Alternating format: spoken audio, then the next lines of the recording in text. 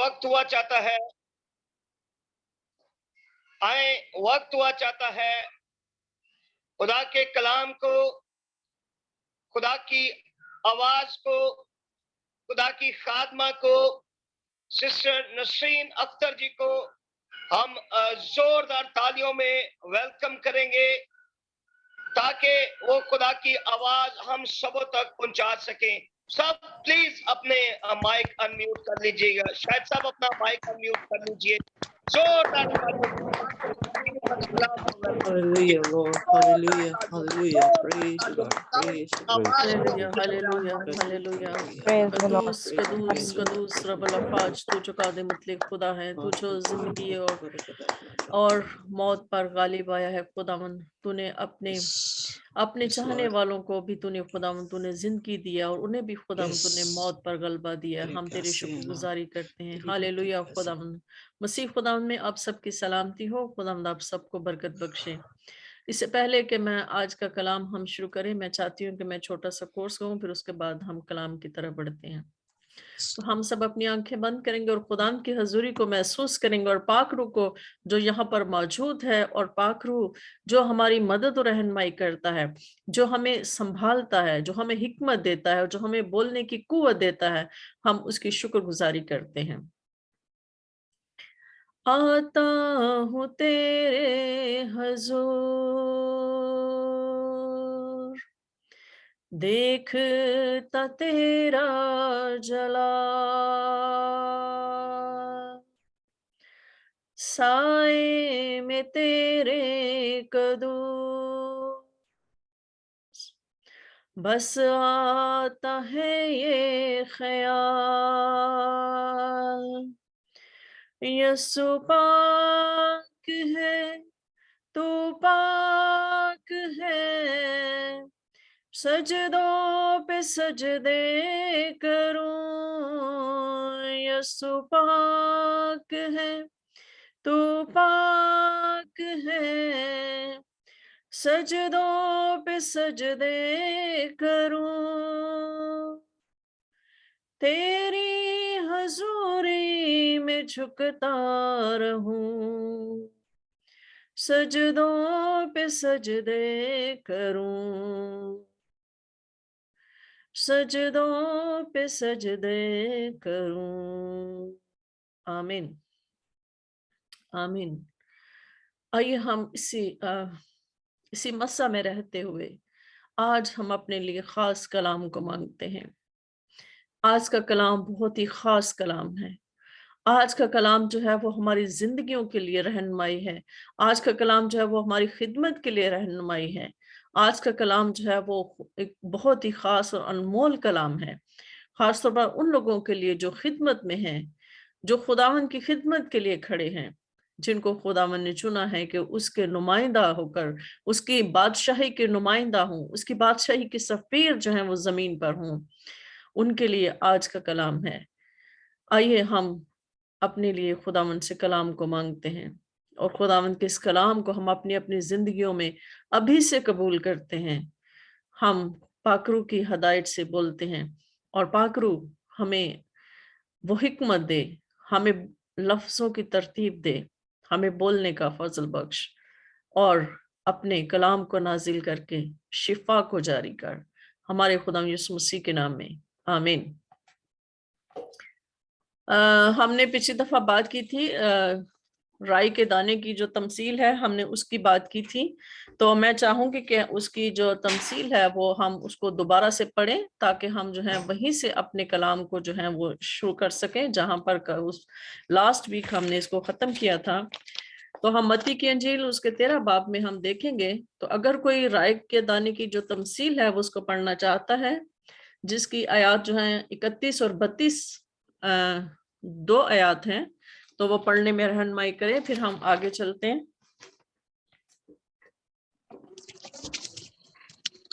आए खुदा के कलाम में से आज शाम सीखेंगे मत्ती रसूल की मार्फत लिखी गई खुदा यीशु मसीह की इंजील मुबारक उसका 13वां बाब उसकी 31 और 32वें आयत के अंदर खुदा का कलाम यूं मरकूम है। اس نے ایک اور تمثیل ان کے سامنے پیش کر کے کہا کہ آسمان کی بادشاہی اس رائی کے دانے کی مانند ہے جسے کسی آدمی نے لے کر اپنے کھیت میں بو دیا۔ وہ سب بیجوں سے چھوٹا تو ہے، مگر جب بڑھتا ہے تو سب ترکاریوں سے بڑا اور ایسا درخت ہو جاتا ہے کہ ہوا کے پرندے آ کر اس ڈالیوں پر بسیرا کرتے ہیں۔ خدا ان کی زندگی بخش پاک کلام کے پڑھے اور سننے پر خدا ان کی برکت ہو، آمین۔ آمین۔ ہم نے پچھلے دفعہ کلام میں ہم نے بات کی تھی کہ اس تمثیل میں جو ہے وہ 5 چیزوں کا ذکر ہے۔ تو ہم دیکھتے ہیں کہ اب بیج بونے والا ہے، بیج ہے، اور اس کے بعد جو ہے وہ کھیت ہے، اور جو ہے وہ بیج سے جو پودا بنا ہے وہ ایک درخت بن گیا ہے، اور پرندے جو آ کر اس پر بسیرا کرتے ہیں۔ تو میرے عزیزو، ہم نے پچھلی دفعہ یہ ساری باتوں پر جو ہے ساری جو پہلی 3 چیزیں ہیں ان پر ہم نے غور کیا تھا کہ بیج بونے والا کون ہے، اور جو بیج ہے وہ کون ہے، اور بیج کیسا ہے۔ رائی کے دانے کا ہی خداوند یسوع المسیح نے بیج کا انتخاب کیوں کیا، اور یہ کہ کھیت کیا ہے، کھیت یہ دنیا ہے۔ تو آج ہم بات کریں گے جو درخت ہے وہ خداوند یسوع مسیح نے یہ بات کیوں کہی کہ رائی کے دانے کا درخت جو ہے وہ بنتا ہے، جبکہ ہم سب یہ جانتے ہیں کہ رائی کے دانے کی جو فطری جو نشو نما ہے، جو اس کی گروتھ ہے، ہم سب جانتے ہیں کہ وہ گروتھ جو ہے وہ بہت ہی ایک چھوٹا سا پودا ہوتا ہے، ایک جھاڑی کی طرح کا پودا ہوتا ہے، تو جس پر پھول کھلتے ہیں، اور اپنے جو ہے وہ وقت مقررہ پر وہ اگتا ہے اور وقت مقررہ پر وہ ختم ہو جاتا ہے۔ یعنی ہم نے آج تک کبھی بھی یہ نہیں کہا کہ رائی کا جو بیج ہے اس کا یہ درخت ہے، یعنی وہ کبھی بھی فار ایور نہیں ہوتا، وہ تھوڑے سے ٹائم پیریڈ کے لیے آتا ہے اور وہ ختم ہو جاتا ہے۔ آج ہمیں اس بات پر غور کرنی ہے کہ خدا یسوع مسیح نے پھر اس کو درخت کیوں کہا ہے۔ تو جیسے کہ میں نے بات کی ہے کہ ہم یہ جانتے ہیں کہ رائی کا دانہ جو ہے اس کی فطری یا اس کی نیچرل جو گروتھ ہے وہ یہ ہے کہ وہ چھوٹا سا پودا بنتا ہے، اور اب پھول کھلتے ہیں اور وہ بیج دیتا ہے۔ اور ہم سب یہ جانتے ہیں کہ جب ایک انسان جو خدا کی بادشاہی میں داخل ہوتا ہے، خدا یسوع مسیح کی خوشخبری کو قبول کرتا ہے، جب خدا یسوع مسیح پر ایمان لے کے آتا ہے، تو ہم سب یہ جانتے ہیں کہ وہ انسان جو ہے وہ اس کے اندر ایک عجیب سی تبدیلی آ جاتی ہے۔ یعنی کہ وہ تبدیلی کیا کرتی ہے کہ وہ تبدیلی انسان کو جو ہے وہ بالکل حلیم بنا دیتی ہے، اس کو بالکل عاجز کر دیتی ہے، اور وہ جو انسان جو ہے وہ پہلے جو انسان تھا اس کی جو پرانی انسانیت تھی وہ ختم ہو جاتی ہے، اور وہ نئی انسانیت کو پہن لیتا ہے، اور نئی انسانیت میں وہ حلیم ہو جاتا ہے، وہ عاجز ہو جاتا ہے، وہ اپنے آپ کو ہمبل کر لیتا ہے، اور وہ دوسروں کی خدمت کے لیے تیار ہو جاتا ہے۔ جبکہ ہم دیکھتے ہیں کہ اس سے برعکس جب وہ پہلے ہوتا ہے تو وہ غرور اور تکبر اور سیلف سینٹرڈ ہوتا ہے، اور وہ خود نمائی اور خود نمائش اور یہ ساری چیزیں اس کے اندر ہوتی ہیں، غرور، تکبر اور گھمنڈ اس کے اندر ہوتا ہے، اور وہ جو ہے یہ ساری چیزیں چھوڑ کر جو ہے وہ انسان جو ہے ایک حلیم اور عاجز انسان بن جاتا ہے، اور جو ہے ایک انسان جو ہے وہ دوسروں کے لیے خدمت کے لیے تیار ہو جاتا ہے۔ اس کے اندر سے دنیاوی خواہشات جو ہیں، دنیاوی چیزوں کی دنیاوی جو چیزیں ہیں، یا مال و دولت ہیں، یا پیسہ ہے، یا آرام و سائش ہے، ان کی جو خواہش ہے اس کے اندر سے ختم ہونا شروع ہو جاتی ہے، اور وہ جو ہے ایک بہت ہی عاجز انسان بن جاتا ہے۔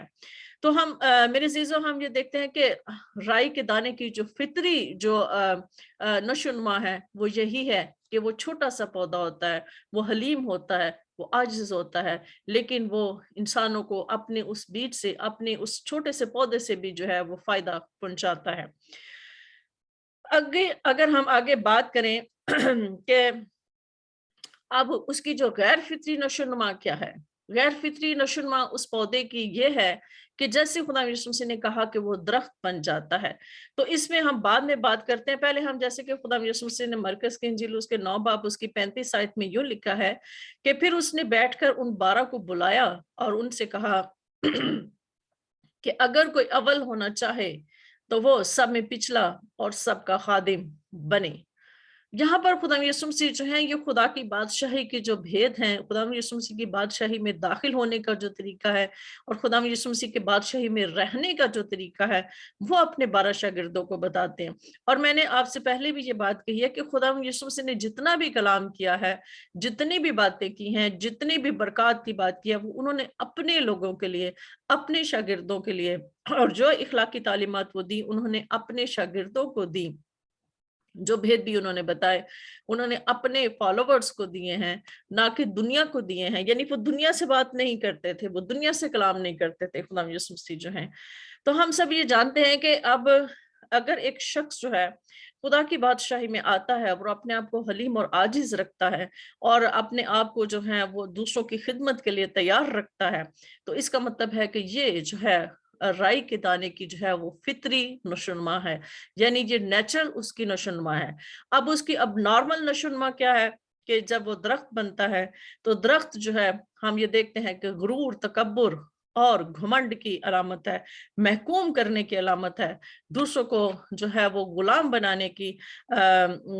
جو خواہش ہے اور اپنے آپ کو بلند مرتبہ یعنی ثابت کرنے کی علامت ہے۔ ہم سب یہ جانتے ہیں کہ بائبل مقدس میں جب بھی جو ہے وہ درخت کے سمبل جو ہے وہ استعمال کیا گیا ہے تو وہ درخت کا جو سمبل ہے وہ اتھارٹی، پاور اور قوت اور اختیار کو ظاہر کرتا ہے۔ جیسے کہ ہم یہ دیکھتے ہیں کہ دانیل نبی کی کتاب میں نبوکد نظر بادشاہ کو ایک درخت سے تشبیہ دی گئی، اسی طرح سے خروج کی کتاب میں فرعون کو بھی جو ہے ایک درخت سے تشبیہ دی گئی۔ تو یعنی کہ جو درخت ہے وہ پاور کو ظاہر کرتا ہے، وہ حکومت کو ظاہر کرتا ہے، وہ قوت اور اختیار کو ظاہر کرتا ہے، اور وہ ایسے لوگ جو ہے قوت اور اختیار رکھتے ہیں اور دوسروں کو ڈومینیٹ کرنے کی کوشش کرتے ہیں، دوسروں پر حکومت کرنے کی کوشش جو ہے وہ کرتے ہیں۔ میرے عزیزو، اگر ہم یہ دیکھیں تو اگر ہم 20ویں صدی کے آخری ایام میں یا جب سے کلیسیا سٹارٹ ہوئی، جب سے مسیحت سٹارٹ ہوئی، اس کے بعد سے اگر ہم دیکھتے ہیں تو ہم پہلے اگر ہم اعمال کی کتاب میں دیکھیں تو جو خدا یسوع مسیح کے شاگرد تھے، جو پہلے رسول تھے یا جو ابتدائی کلیسیا کے جو خادم تھے، انہوں نے جو ہے بڑی ہی عاجزی کے ساتھ، بڑی ہی سادگی کے ساتھ جو ہے یہ خدا یسوع مسیح کی بادشاہت کا بیج بویا، اور وہ جو ہے بے شک یہ بیج جو تھا دوسروں کو اریٹیٹ کرنے کے لیے تھا، دوسروں کو ڈسٹرب بھی کرتا تھا، یعنی ایسے معاشرے کو جیسے کہ یہودی معاشرہ جو ہے اس بیج کی خاصیت سے یا بادشاہی کے اس بیج سے اریٹیٹ بھی ہوئے، ڈسٹرب بھی ہوئے، وہ ایچنگ بھی کرتے تھے۔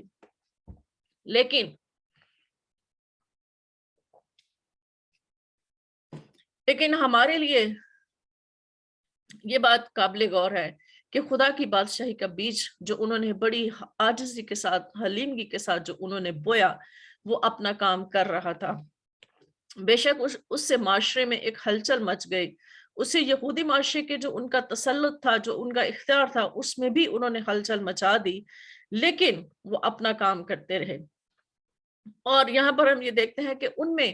خدمت جو ہے وہ کرنے کی خواہش تھی، خدمت کروانے کی خواہش نہیں تھی۔ وہ جو ہے ایک چرچ کا نام یا ڈینومینیشنز کا نام ہم دیکھتے ہیں کہ وہاں پر کسی ڈینومینیشن کا نام نہیں تھا۔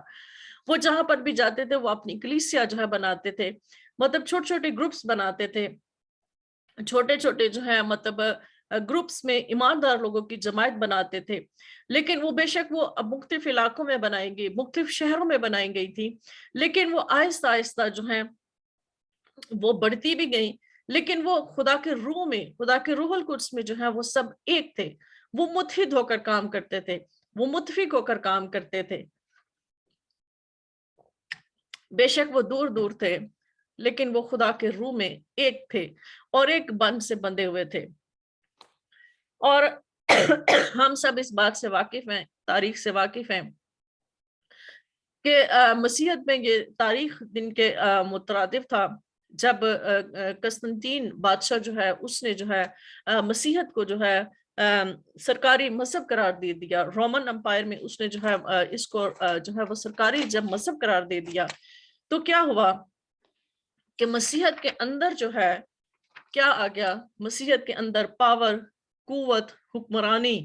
اور یہ ساری چیزیں جو ہیں، جو دنیاوی قوت اور پاور اور اختیار تھا، اس نے جو ہے وہ مسیحیت کے ساتھ اس کو جوڑ دیا۔ یعنی اب مسیحیت میں جو ہے کیا ہو گیا کہ دوسروں کو ڈومینیٹ کرنے کا, دوسروں پر حکومت کرنے کا, اپنے اختیار کو استعمال کرنے کا اور دوسرے بادشاہوں پر کنٹرول رکھنے کی جو عادت تھی یا جو قوت تھی یا جو اختیار تھا وہ ان کو مل گیا,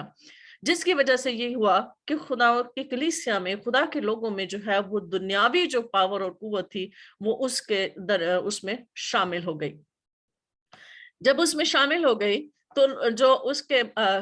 سب جو اس کے پیروکار تھے یا جو لیڈرز تھے یا جو کچھ بھی تھے, جو مذہبی لیڈرز تھے, وہ کیا کرنے لگے کہ وہ بیرونی اختیار اور حیثیت کو بھی استعمال کرنے لگے. وہ مطلب اپنے آپ کو جو ہے وہ دوسروں کو محکوم بنانے کے لیے اس اختیار کو استعمال کرنے لگے. میرے عزیزو, اگر ہم دیکھیں تو کچھ لوگ یہ بات کرتے ہیں کہ یہ جو درخت ہے وہ کیتھولک کلیسیا کو ظاہر کرتا ہے, یعنی کیتھولک کلیسیا میں جو ہے وہ دوسروں کو ڈومینیٹ کرنے, حکمرانی کرنے. اور آج ہم یہ دیکھتے ہیں کہ جو روم کی جو مذہبی جو لیڈرشپ ہے وہ دنیا کو کنٹرول میں کیے ہوئے ہے, وہ دنیا کے بادشاہوں کو اپنے کنٹرول میں کیے ہوئے ہے, اور دنیا کے بادشاہ جو ہیں ان کی بات کو مانتے ہیں اور ان کو ریگارڈ کرتے ہیں. لیکن اگر ہم یہ دیکھیں کہ یہ بات صرف جو ہے وہ کیتھولک کلیسیا کے ساتھ ہی منسوب نہیں ہے, یہ اگر ہم پروٹسٹنٹ کلیسیا میں دیکھیں یا ایسے ان کے سسٹم میں دیکھیں تو ہم یہ دیکھتے ہیں کہ یہاں پر بھی وہ جو اپنے آپ کو غرور, تکبر, گھمنڈ, بڑی بڑی بلڈنگز بنانا اور اپنے آپ کو پرومینیٹ کرنا, اپنے آپ کو جو ہے وہ پبلکسائز کرنا اور اپنے آپ کو لوگوں میں شو آف کرنے کے لیے جو ہے یہ خدا کا جو مذہبہ ہے اس کو استعمال کیا جاتا ہے. یعنی ہر وہ طریقہ اپنایا جاتا ہے جس سے وہ اپنے آپ کو جو ہے وہ پرومینیٹ کر سکیں, اپنے آپ کو مطلب جو ہے اگر وہ ایونجلزم کر رہے ہیں تو وہ اس لیے کر رہے ہیں کہ اپنے آپ کو بہت بڑا شو کر سکیں کہ ہم بہت بڑے ہیں. یعنی کہ اگر کوئی اسپرچولی جو ہے وہ بہت ہی زیادہ خدا نے اس کو اسپرچل کوالٹی دی ہے, یعنی کہ اتنا زیادہ اسپرچل ہے, تو وہ اپنی اسپرچولیٹی کو بھی اپنے غرور اور تکبر کے لیے استعمال کرتا ہے کہ میں بڑا خدا کا خادم یا میں بڑا یہ کر سکتا ہوں, میرے مطلب ایسے دعا سے میرے لوگ گرتے ہیں. مطلب آج کی جو اگر ہم پروٹسٹنٹ کلیسیا میں بھی دیکھیں تو وہاں پر بھی جو ہے حلیمگی اور عاجزی نہیں ہے, بلکہ جو ہے ایک غرور اور تکبر ہے, اور ذاتی نمود اور نمائش جو ہے وہ کلیسیا میں اور مسیحیت میں جو ہے وہ شامل ہو چکی ہے. ہم سب یہ جانتے ہیں کہ بڑی بڑی بلڈنگز بنا لینا اور خدا کے کلام کے لیے, خدا کے جو ہے اس کی خوشخبری کو دوسروں تک پھیلانے کے لیے کوئی کام نہیں ہوتا.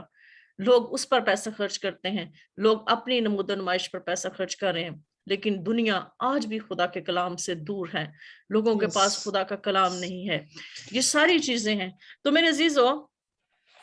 یہ جو ہے یہ رائی کے دانے کی جو ہے وہ غیر فطری نشوونما ہے کہ وہ ایک درخت بن جاتا ہے جب وہ ایک پاور جو ہے اس کو حاصل کرنے کے لیے جو ہے وہ استعمال کیا جاتا ہے, مسیحیت کو جو ہے دوسروں کو ڈومینیٹ کرنے کے لیے استعمال کیا جاتا ہے. اب ہم یہ دیکھتے ہیں کہ اگر ہم پولس رسول کا خط جو افسیوں کے نام لکھا ہے اس نے, اور اس کے 4 باب میں وہ کیا کہتا ہے, تو ہم اس میں دیکھتے ہیں کہ وہ کیا کہتا ہے. افسیوں کے خط اس کے 4 باب میں پولس رسول یہ کہتا ہے,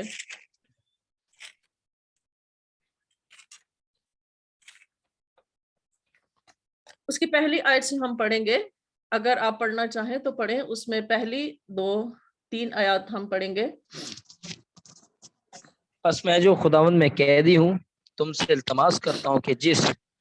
بلاوے سے تم بلائے گئے تھے اس کے لائق چال چلو, یعنی کمال فروتنی اور حلم کے ساتھ تحمل کر کے محبت سے ایک دوسرے کی برداشت کرو, اور اسی کوشش میں رہو کہ روح کی یگانگی صلح کے بند سے بندھی رہے. ایک ہی بدن ہے اور ایک ہی روح, چنانچہ تمہیں جو بلائے گئے تھے اپنے بلائے جانے سے امید بھی ایک ہی ہے. آمین آمین. اس میں وہ یہ کہتا ہے کہ پس میں جو خداوند میں قیدی ہوں تم سے التماس کرتا ہوں کہ جس بلاوے سے تم بلائے گئے تھے اس کے لائق چال چلو. اس کے لائق چال چلو. مطلب کس لیے ہم بلائے گئے ہیں, کس لیے ہم خدمت کے لیے کھڑے گئے ہیں؟ تاکہ ہم جو ہے حلیم اور عاجز رہیں اور ہم دوسروں کی خدمت کے لیے تیار رہیں, نہ کہ ہم دوسروں سے خدمت کروائیں. اور سب سے بڑی بات وہ یہ کیا کہتا ہے کہ یعنی کمال فروتنی اور حلم کے ساتھ تحمل کر کے محبت سے ایک دوسرے کی برداشت کرو, اور اسی کوشش میں رہو کہ روح کی یگانگی صلح کے بند سے بندھی رہے. اور کیونکہ ہم سب جانتے ہیں کہ ایک ہی بدن ہے, ایک ہی روح ہے, خدا بھی ایک ہے, بپتسمہ بھی ایک ہے, ایمان بھی ایک ہے, سب کچھ جب ایک ہی ہے تو ہمیں بھی ایک ہی ہونا ہے. اس میں تفرقے بازی کا تو نام ہی نہیں ہے, اس میں ڈیفرنٹ ڈینومینیشنز بنانے کا تو بائبل میں ذکر ہی نہیں ہے کہ ہر شخص نے جو ہے وہ ڈیفرنٹ طریقے سے جو ہے ڈینومینیشنز بنا لی ہیں.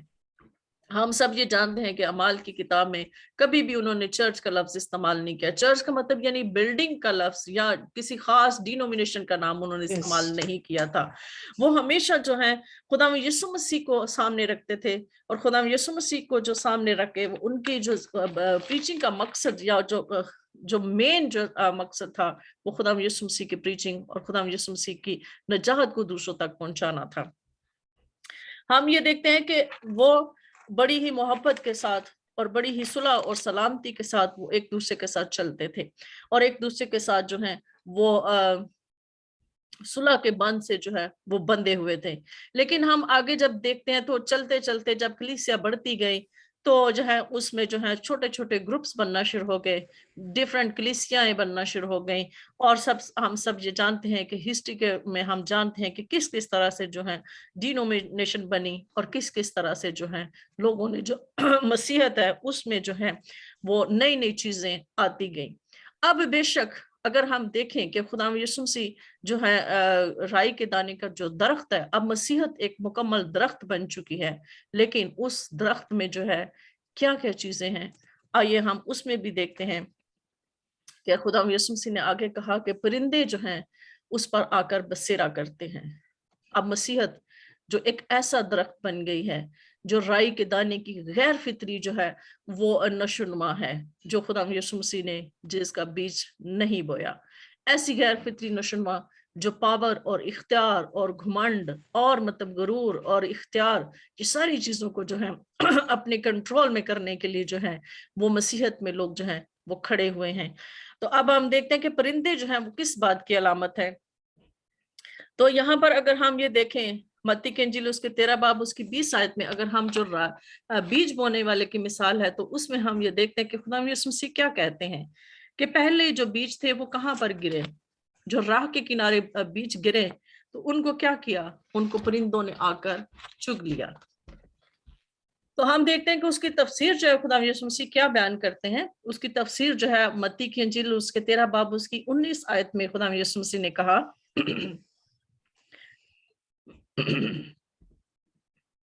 جب کوئی بادشاہی کا کلام سنتا ہے اور سمجھتا نہیں تو جو اس کے دل میں بویا گیا تھا اسے وہ شریر آ کر چھین لے جاتا ہے. یہ وہ ہے جو راہ کے کنارے بویا گیا تھا. اس کے اوپر اگر ہم دیکھیں تو خدا یسوع مسیح نے کہا کہ اور بوتے وقت کچھ دانے راہ کے کنارے گرے اور پرندوں نے آ کر انہیں چگ لیا. اب یہاں پر خدا یسوع مسیح تفسیر میں کیا کہتے ہیں جب وہ بیان کرتے ہیں تو اس میں کہتے ہیں کہ پرندے جو ہیں کس بات کی علامت ہے, اس شریر کی علامت ہے, اس ابلیس کی علامت ہے, ان ناپاک روحوں کی علامت ہے جو آ کے کلام کو جو ہے وہ چن لیتے ہیں. تو ہم یہاں پر جو ہے دیکھتے ہیں کہ پرندے جو ہیں یہاں پر کون ہیں جنہوں نے کلیسیا میں جو ہے وہ ڈیرے جما لیے ہیں. اگر ہم یہ دیکھیں میں نے آپ سے ہم نے پچھلے میسج میں نے بات کی تھی کہ یہ میرا ذاتی تجربہ ہے کیونکہ مجھے آج بھی یاد آتا ہے کہ جب ہمارے گھر کے ساتھ ہی ہمارے کھیت ہیں اور ہم اپنے کھیتوں میں ہمارا بہت آنا جانا مطلب گھر کے ساتھ ہے تو ہمارا زیادہ تر وقت اپنے کھیت میں ہی گزرتا کیونکہ ہمارا اپنے باغ ہیں, سارے فروٹ ہر چیز وہاں پر کثرت سے خداوند جو ہے وہ دیتا ہے ہمیں. تو ہمارے کھیت میں بھی جو ہے وہ رائی کے دانے کا بیج بویا جاتا تھا. تو میں نے آپ کو بتایا کہ اس میں میں نے پرندوں کو دیکھا ہے کہ چھوٹے چھوٹے پرندے جو ہیں جو بڑے ہی خوبصورت پرندے ہوتے تھے جن کا وزن بالکل بہت ہی کم ہوتا تھا وہ پرندے وہ چڑیاں خوبصورت چڑیاں جو ہیں اس پودے پر آ کر بسیرا کرتی تھی یعنی پھولوں سے رس چوستی تھیں اور جو ہیں اس پر بسیرا کرتی تھیں تو اگر ہم یہ دیکھیں کہ وہ جو خوبصورت پرندے ہیں جو گانے والے پرندے ہیں اگر ہم یہ کہیں تو وہ ان پر بسیرا کرتے ہیں جیسے کہ جو کچھ بلو برڈز ہوتے ہیں کچھ رابنز ہوتے ہیں یا چھوٹی چھوٹی چڑیاں ہوتی ہیں جو اس پودے پر آ کر بسیرا کرتی ہیں اور وہ جو بسیرا کرتی ہیں وہ لوگ ہیں جو خدا کی کلیسیا کو خوبصورت بناتے ہیں یہ وہ لوگ ہیں جو خدا کی کلیسیا میں خدا کی خدمت میں آج بھی بڑی حلیمگی اور عاجزی کے ساتھ جو ہیں وہ داخل ہوتے ہیں لیکن یہاں پر اگر ہم وہ درخت پر بسیرا کرنے والے پودوں کی بات کریں تو درخت پر جو بسیرا کرنے والے پودے ہیں یہ وہ پودے ہیں جو دوسروں کا شکار کر کے کھاتے ہیں جیسے کہ چیل ہے گدھ ہے اور ایسے تمام پودے جو دوسروں کو چیرتے اور پھاڑتے ہیں اور ان کا گوشت جو ہے وہ نوچتے ہیں کیونکہ درختوں پر ایسے پودے آ کر بسیرا کرتے ہیں اور جو ہیں وہ وہاں پر اپنے گھونسلے بناتے ہیں وہاں پر اپنا گھر بناتے ہیں تو میرے عزیزو جب کلیسیا جو ہے وہ وقت کے ساتھ ساتھ جب بڑھتی گئی تو ہم سب یہ دیکھتے ہیں اور آج بھی ہم یہ دیکھتے ہیں کہ کلیسیا میں چرچز میں جہاں پر بہت زیادہ لوگ ہو جاتے ہیں جب ان کی کلیسیا بہت زیادہ ہو جاتی ہے جب ان کو خدا برکت دینا شروع کر دیتا ہے تو اس کلیسیا میں کیا ہوتا ہے کہ لڑائی جھگڑے ہونا شروع ہو جاتے ہیں چرچ کی بلڈنگ پر لڑائی جھگڑے شروع ہو جاتے ہیں اور اختیارات پر لڑائی جھگڑے شروع ہو جاتے ہیں اور وہاں پر جو اسپرچل لوگ کام کر رہے ہوتے ہیں ان کو نکال دیا جاتا ہے اور وہاں پر وہ لوگ آ جاتے ہیں جو نہ تو خدا کے کلام سے واقف ہوتے ہیں نہ وہ اسپرچل ہوتے ہیں وہ ابلیس کے لوگ ہوتے ہیں جو وہاں پر آ کر جو ہیں وہ چرچز میں کلیسیا میں جو ہے وہ کنٹرول حاصل کر لیتے ہیں اور چرچ و کلیسیا کو جو ہے اپنے کنٹرول سے چلاتے ہیں اپنے اختیار سے چلاتے ہیں اور اپنے اس اختیار کو غلط کاموں کے لیے وہ خدا کی بادشاہی کے لیے استعمال نہیں کرتے وہ اس اختیار کو جو ہے اپنے آپ کی نمود و نمائش کے لیے استعمال کرتے ہیں اپنی دولت بڑھانے کے لیے استعمال کرتے ہیں اپنے بڑے بڑے گھر بنانے کے لیے استعمال کرتے ہیں اپنا سٹیٹس اونچا کرنے کے لیے وہ اس اختیار کو استعمال کرتے ہیں تو میرے عزیزو یہ وہ پرندے ہیں جو اس درخت پر آتے ہیں اور پھر بسیرا کرتے ہیں اور اسپرچل لوگوں کو چرچ سے باہر نکال دیا جاتا ہے اور یہ سب کچھ جو ہے خداوند یسوع مسیح کے کلام اور خداوند یسوع مسیح کی مرضی کے خلاف ہوتا ہے کیونکہ خداوند یسوع مسیح جو ہیں ایسے پرندوں کو پسند نہیں کرتے کہ خدا کے چرچ میں یا خدا کی کلیسیا میں جو ہے وہ ایسے لوگ بسیرا کریں جن کا تعلق نہ تو خدا کے کلام سے ہے نہ خداوند یسوع مسیح سے ہے اور نہ ہی کوئی روحانیت سے ان کا تعلق ہے اور اگر ہم اس میں دیکھیں یہ جو ہے یہ رائی کے دانے کی جو ہے وہ غیر فطری گروتھ ہے اور اس میں ایسے پرندوں کا بسیرا ہے جو کہ چیرتے اور پھاڑتے ہیں اور وہاں پر آ کے اپنا کنٹرول اپنے گھونسے بنا لیتے ہیں اور اپنا کنٹرول اختیار کر لیتے ہیں اگر ہم یہاں پر یہ دیکھیں مکاشفہ کی کتاب میں ہم چلتے ہیں مکاشفہ کی کتاب اس کے 17 باب اس کی 5 آیت میں ہم دیکھتے ہیں تو ہمیں اور زیادہ واضح ہو جائے گا مکاشفہ کی کتاب اس کے 17 باب اس کی 5 آیت میں یوں لکھا ہے اور اس کے ماتھے پر یہ نام لکھا ہوا تھا راز بڑا شہر بابل کسبیوں اور زمین کی مکروہات کی ماں تو میرے عزیزو ہم سب یہ جانتے ہیں کہ یہ وہ بابل جو ہے یہ وہ سٹی ہے جو فالز جو چرچ کو ظاہر کرتا ہے جو ہے وہ ایسے چرچ کی نمائندگی کرتا ہے جہاں پر تمام مکروہات ہوتی ہیں جہاں پر تمام بت پرستیاں بھی ہوتی ہیں جہاں پر ایسے غرور اور تکبر بت پرستی کا مطلب صرف یہ نہیں کہ ہم جو ہے بت اپنے سامنے رکھیں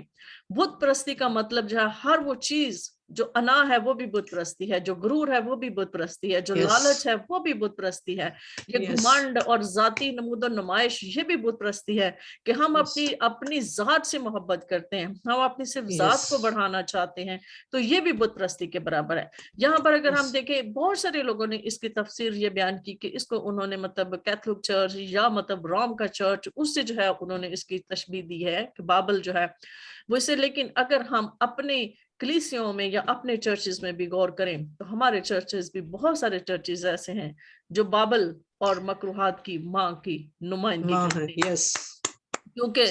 جو ہے یہ سب کچھ ہو رہا ہے، اور میرے سے زیادہ آپ بہتر جانتے ہیں کیونکہ آپ مختلف کلیسیاؤں میں پھرتے ہیں اور آپ کا ایکسپیرینس میرے سے زیادہ ہے۔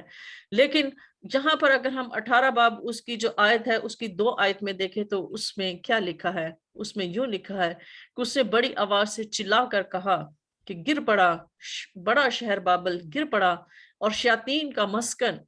اور ناپاک روح کا اڈا اور ہر ناپاک اور مکروہ پرندہ کا اڈا ہو گیا۔ جیسے میں نے آپ کو بتایا کہ رائی کے دانے کی جو ہے وہ غیر فطری نشوونما ایک درخت بن جانا، اور پھر اس درخت پر ان ناپاک روحوں کا، ان ناپاک لوگوں کا، شیاطین کا آ کر قبضہ کر لینا، اور پھر وہاں پر اپنا جو ہے وہ گھونسلے بنا لینا، اپنا گھر بنا لینا۔ جیسے کہ یہاں پہ لکھا ہے کہ اب وہ جو ہے ہر شیاطین کا مسکن ہو گیا ہے اور ناپاک روح کا اڈا ہو گیا ہے اور ہر ناپاک اور مکروہ پرندہ کا اڈا ہو گیا ہے۔ تو میرے عزیزو، جو پرندے جو آ کر بسیرا کرتے ہیں یہ وہ پرندے ہیں جنہوں نے آج خدا کی کلیسیوں کو اپنے کنٹرول میں کیا ہوا ہے اور اپنے ذاتی مفاد کے لیے وہ کام کریں۔ خدا کی بادشاہی کی جو خوشخبری ہے یا خدا کی بادشاہی کا پھیلاؤ جو ہے وہ ان کا کام نہیں ہے، یعنی وہ یہ کام اس کام کے لیے، اس مقصد کے لیے انہوں نے چرچز نہیں بنائے۔ اور دوسری بات کہ وہ خدمت کرنے کے لیے نہیں آتے، وہ خدمت کروانے کے لیے جو ہے وہ کھڑے ہوتے ہیں تاکہ لوگ ان کی جے جے کار کریں، لوگ ان کو جو ہے وہ بڑا بولیں، کیونکہ ہم اپنے لباس سے، اپنے کپڑوں سے، اپنے جو ہے ہیوی جیولری سے اور اپنی نمود و نمائش سے اور ساری چیزوں سے ہم جو ہیں یہ ظاہر کرنے کی کوشش کرتے ہیں کہ ہم بہت ہی زیادہ ہیں ہمارے پاس۔ اس کا مطلب ہے کہ ہم صرف ذاتی نمائش کی بات کرتے ہیں، ہم ذاتی نمائش کو ہم جو ہے اپنے آپ کو ہم آگے رکھتے ہیں اور خدا کو ہم پیچھے رکھتے ہیں۔ تو میرے عزیزو، ہم اس میں یہ دیکھتے ہیں کہ خدا یسوع مسیح نے اس بات کو جانتے تھے کہ وقت کے ساتھ ساتھ جو ہے کلیسیا یا خدا کی بادشاہی کا جو بیج ہے وہ کیا ہونے والا ہے، وہ آخر ایک درخت بن جائے گا، اور اس درخت میں تمام وہ لوگ شامل ہو جائیں گے جو کہ ناپاک روحیں ہیں اور مکروہ پرندوں کے جو اڈے ہیں، وہ چرچز جو ہیں وہ بن جائیں گے۔ تو آج ہم اس چیز کو دیکھ رہے ہیں اور ہم دیکھتے ہیں ہمیں جو ہے میرے عزیزو اس بات سے بچنا ہے، اس بات سے جو ہے ہمیں یہ چیز دیکھنی ہے کہ ہماری جو خدمت ہے وہ اس طرح کی خدمت نہ ہو جس طرح کی دوسرے لوگوں کی خدمت ہے۔ ہماری خدمت ایسی ہو کہ ہم دوسروں کی خدمت کے لیے کھڑے ہوں، ہم دوسروں کو سپورٹ کرنے کے لیے کھڑے ہوں، اور ہمیں جو خداوند ویژن دیتا ہے، جو ہولی سینکچری منسٹری کا جو ویژن ہے جس کو ہم لے کر چلے ہیں، کہ ہمارا کام چرچز بنانا، بلڈنگ بنانا نہیں ہے۔ کسی پاسٹر نے یہ کہا کہ وہ کسی دوسرے پاسٹر کے وزٹ کے لیے گئے کسی دوسری کنٹری میں، تو انہوں نے کہا کہ میں نے وہاں پر جا کے دیکھا کہ ان کے چرچ کی بلڈنگ اتنی خوبصورت کہ شیشے اور پتہ نہیں کیا کچھ، اتنا خوبصورت چرچ کی بلڈنگ تھی، بہت ہی زیادہ کہ بیان سے باہر ہے کہ اتنی خوبصورت انہوں نے اپنے چرچ کی بلڈنگ بنائی تھی۔ تو کہتے ہیں کہ میں نے جو ہے وہ وہاں پر کھڑے ایک شخص سے پوچھا کہ یہ جو چرچ ہے وہ کتنے مشنریز کو جو ہے وہ سپورٹ کرتا ہے۔ تو اس کے ساتھ ہی وہ کہتے ہیں کہ پاسٹر صاحب بھی کھڑے تھے اسی چرچ کے، تو انہوں نے یہ کہا کہ یہ جو چرچ ہے یہ 2 مشنریز کو سپورٹ کرتا ہے۔ تو انہوں نے یہ بات کہی کہ چرچ کی بلڈنگ کو دیکھو، جو چرچ میں پیسہ لگایا گیا ہے اس کو دیکھو، اور اتنا بڑا چرچ صرف 2 مشنریز کو سپورٹ کر رہا ہے جو دنیا میں خدمت کر رہے ہیں۔ تو اس نے کہا کہ کیا یہ خدمت خداوند یسوع مسیح کے نتنوں میں جو ہے وہ کیا یہ اچھی خدمت ہے کہ یہ خداوند یسوع مسیح کے نتنوں کو بند کرنے کے برابر ہے؟ یہ خدمت وہ خدمت نہیں ہے جو خداوند یسوع مسیح کو قبول ہے، یہ خدمت وہ خدمت نہیں ہے جو خداوند چاہتا ہے۔ اور ہولی سینکچری منسٹری کا مقصد ان لوگوں تک پہنچنا ہے جہاں پر خدا کی کلام ابھی تک نہیں پہنچا، وہ ایسے لوگ جو ابھی بھی پسے ہوئے ہیں، ایسے لوگ جو ابھی بھی خدا کے کلام سے دور ہیں۔ اور ہماری خدمت کا مقصد یہ ہے، ہماری خدمت کا مقصد ذاتی نمود و نمائش نہیں ہے، ہماری خدمت کا مقصد بڑے بڑے چرچز بنانا نہیں ہے، بڑی بڑی بلڈنگز بنانا نہیں ہے، ہماری خدمت کا مقصد ان لوگوں تک پہنچنا ہے जहां तक अभी तक खुशखबरी नहीं पहुंची। तो मेरे अजीजों, हमें जो है राई के दाने की जो फितरी नशोनुमा है, एक छोटा सा पौधा और दूसरों की खिदमत करता है, उसका बीज भी इस्तेमाल होता है, उसके पत्ते भी इस्तेमाल होते हैं और वो दूसरों को जो है फायदा पहुंचाता है।